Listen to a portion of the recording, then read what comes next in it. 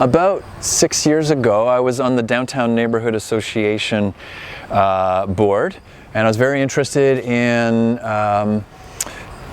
sort of our commitment to the common good and human flourishing in the downtown, which is what the Downtown Neighborhood Association was interested in promoting. And my friend Jason and I realized that there were no community gardens in the downtown. There's a network of community gardens in the city, but none in the actual downtown. And so we started to dream a little bit, and we discovered there was this space down here by the river that didn't appear to have anything going on it. And we thought, well, this would be a great spot to start a community garden. And so we started one. So we have a water source with rain barrels up at the Catholic School Board building, and they've been terrific to us, actually, creating that space and filling those water barrels sometimes for us when there's a drought.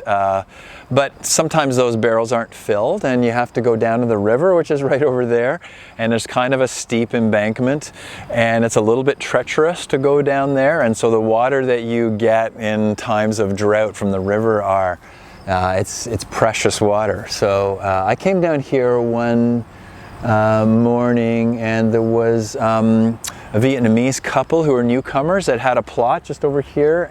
And so they had come up with their precious water from the river, and I went down and I got my precious water, and I came up and watered and weeded my garden. As I was leaving, and so I used all my water for the garden. I didn't have really any left to wash my hands. My hands got pretty dirty.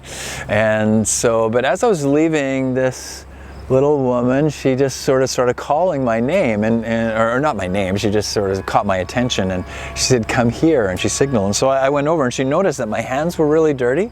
And so she took her water that she had gone down the bank to get, and she poured it over my hands and washed my hands.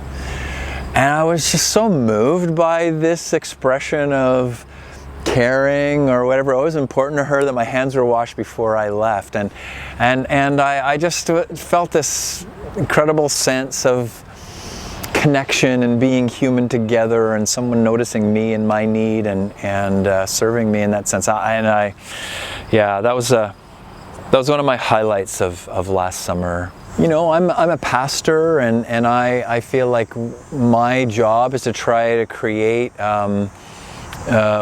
create space where we can have a community of people that is learning how to love each other, how to live in reconciliation, how to be people who learn that quality of listening that I was just talking about.